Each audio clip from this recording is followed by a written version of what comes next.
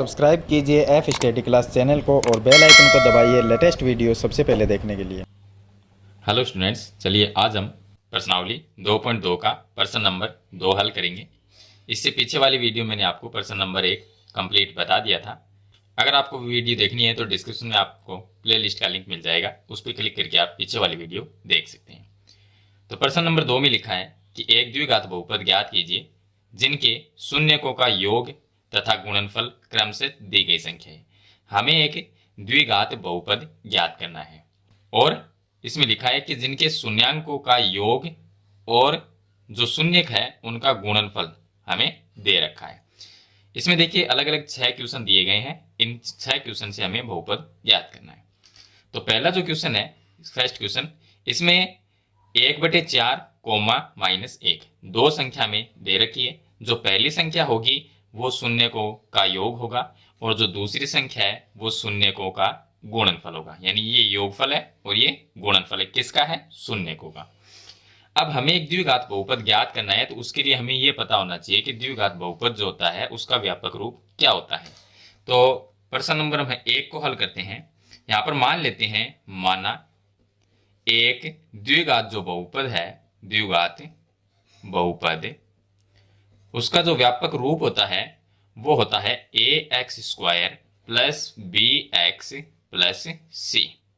ये एक द्विघात बहुपद का व्यापक रूप होता है। अगर इसके अंदर हम a, b और c का मान रख देते हैं तो ये एक बहुपद बन जाता है।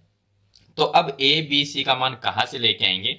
वो हमें 3 मान निकालेंगे और वापस a, b, c की जगह लिख देंगे तो हमारे पास में एक द्विघात जो बहुपद है वो आ जाएगा। तो यहां से देखिए ये जो पहली संख्या है 1/4, ये संख्या क्या है? शून्यक है, उनका गुण योग है, शून्यकों का योग। तो यहाँ पर जो शून्यकों का योग होता है वो होता है अल्फा प्लस बीटा।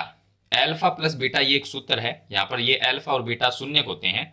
तो शून्यकों का योग का मतलब गया कि दोनों शून्यक को जोड़ देंगे तो अल्फा प्लस बीटा। अब अल्फा प्लस जो बीटा है यानी कि जो योग है वो कितना? 1/4। तो इसके बराबर में 1/4 लिख देते हैं। और जो अल्फा प्लस बीटा है वो सूत्र होता है अल्फा प्लस बीटा बराबर होता है -b/a। ये एक सूत्र है। और दूसरी संख्या है गुणनफल। किनका गुणनफल? शून्यक का। तो जो शून्यक है उनका गुणनफल है -1। तो शून्यक का गुणनफल का मतलब हो गया अल्फा गुणा बीटा, यानी दोनों शून्यक का गुणनफल वो हमें दे रखा है -1, हमने लिख दिया।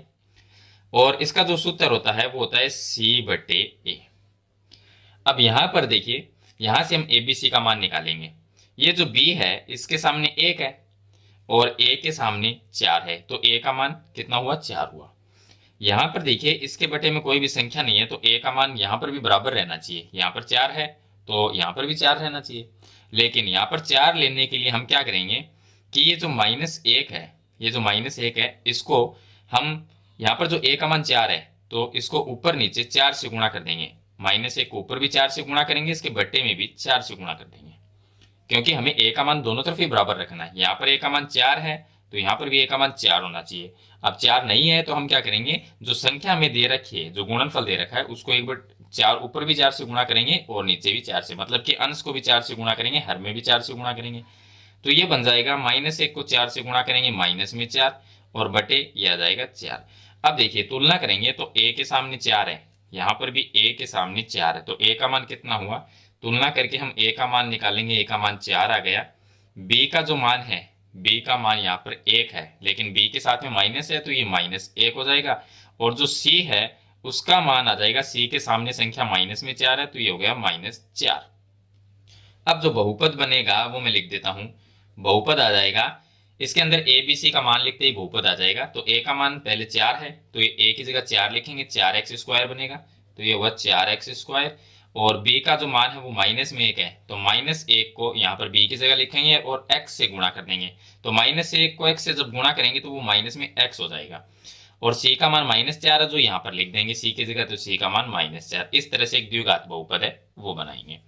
चलिए दूसरा क्वेश्चन मैं आपको बताता हूँ, इसका सेकंड क्वेश्चन। इसमें भी हम मान लेंगे कि जो द्विघात बहुपद उसका व्यापक रूप होता है ax² + bx + c। ये हम मान लेंगे या क्या करेंगे, माना एक द्विघात बहुपद है वो इस तरह का होता है।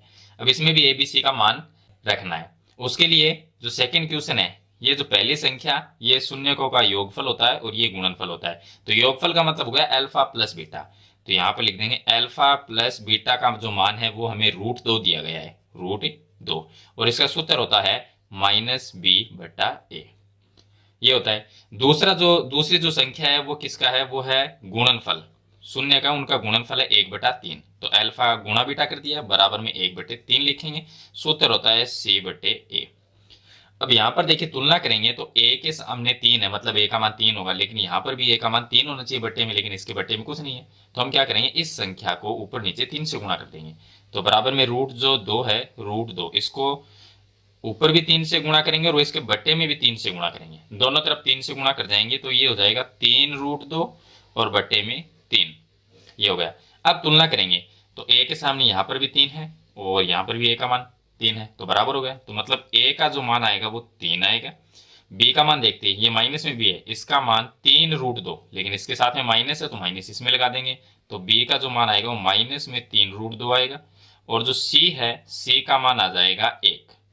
अब जो ये व्यापक रूप होता है इसमें abc का मान लिख देंगे तो एक बहुपद बन जाएगा। तो a की जगह लिखना है 3, तो ये आ गया 3x²।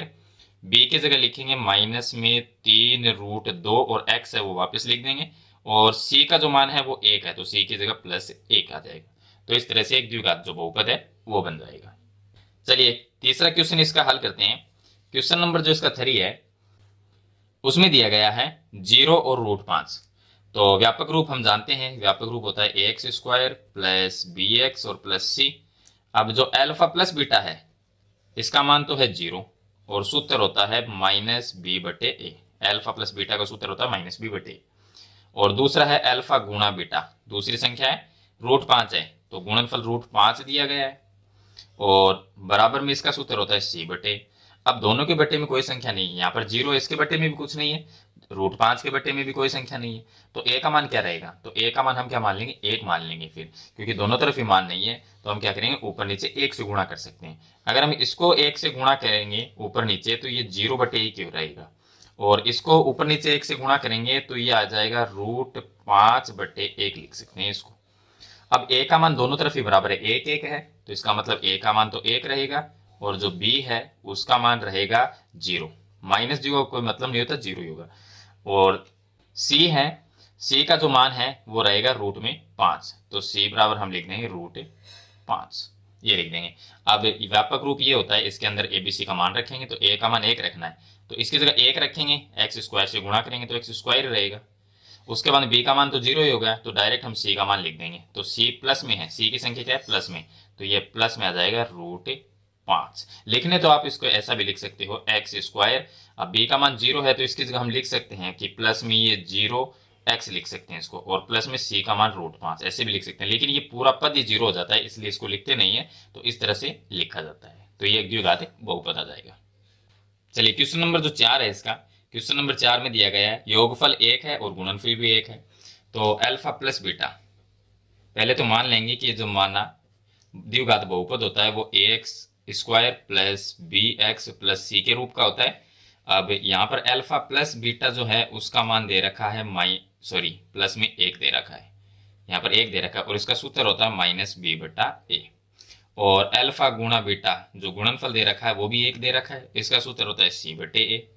अब बट्टे में कुछ नहीं है तो हम क्या करेंगे, इसको 1 को 1/1 लिख सकते हैं और यहाँ पर इसको भी हम 1/1 लिख सकते हैं ताकि a का मान बराबर हो जाए।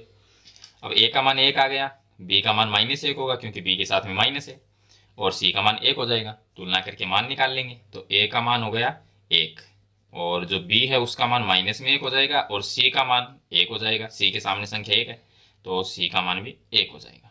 अब इसके अंदर मान रख देंगे, a का मान 1 रखना है तो ये x² ही रहेगा, ये आ गया x²। b का मान माइनस में रखना है तो -x हो जाएगा, ये -x, और c का मान प्लस में 1 आ जाएगा, तो ये एक बहुपद हो जाएगा। इसी तरह से क्वेश्चन नंबर 5, सेम क्वेश्चन है, सभी 6 के 6 क्वेश्चन दिए गए हैं, वो सेम तरीके से करने हैं, जो जिसमें पहले क्वेश्चन में जो तरीका लगा है, जिस तरह से हमने हल किया है उसी तरह से ये सभी क्वेश्चन हल किए जाएंगे। तो क्वेश्चन नंबर 5 देखिए, -1/4 और 1/4 दो संख्या दे रखी है। तो पहले तो हम मान लेंगे कि माना एक बहुपद जो होता है वो ax² + bx + c के रूप का होता है। उसके बाद में जो योगफल दे रखा है ये शून्यकों का योगफल है वो माइनस में 1/4 है, पहली संख्या।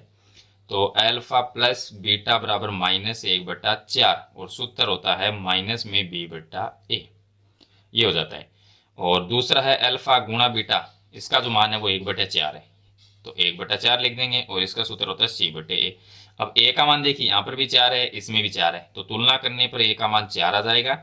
b का जो मान है ये भी माइनस और ये भी माइनस है, तो माइनस माइनस कट के हम मान सकते हैं कि b का मान 1 रहेगा, क्योंकि यहाँ पर भी माइनस है, माइनस से गुणा करेंगे तो भी प्लस होगा, तो b का मान 1 हो जाएगा।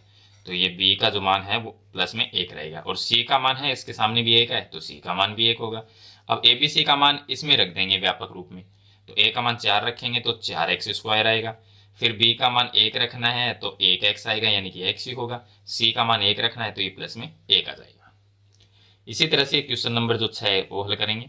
इसमें दे रखा है, पहले तो मान लेंगे कि माना ax² plus bx plus c के रूप का एक बहुपद होता है, और इसमें 4 दे रखा है। यहाँ पर जो 4 है संख्या, ये योगफल है, तो हम अल्फा प्लस बीटा बराबर 4 लिख सकते हैं, बराबर में माइनस b/a।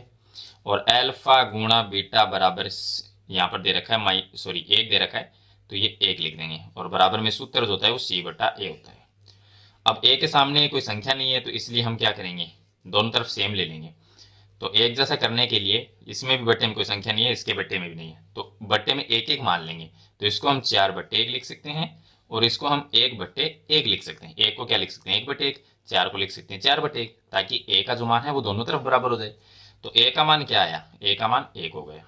b का जो मान है, b के सामने देखेंगे 4 है, लेकिन ये -4 हो जाएगा, तो ये -4।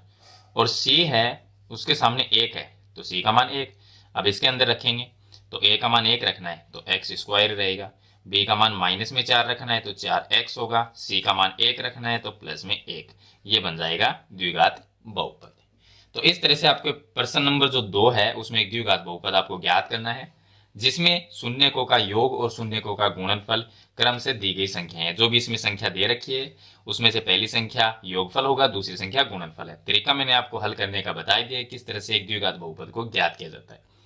मेरे ख्याल से ये क्वेश्चन आपको अच्छी तरह से समझ में आ गए होंगे। फिर भी इनके बारे में कोई सवाल या सुझाव है तो कमेंट बॉक्स में जरूर लिखना। वीडियो पसंद आए तो लाइक और शेयर जरूर करना, इस चैनल पर नए तो सब्सक्राइब करना। हम मिलते हैं नेक्स्ट वीडियो में, तब तक के लिए थैंक यू।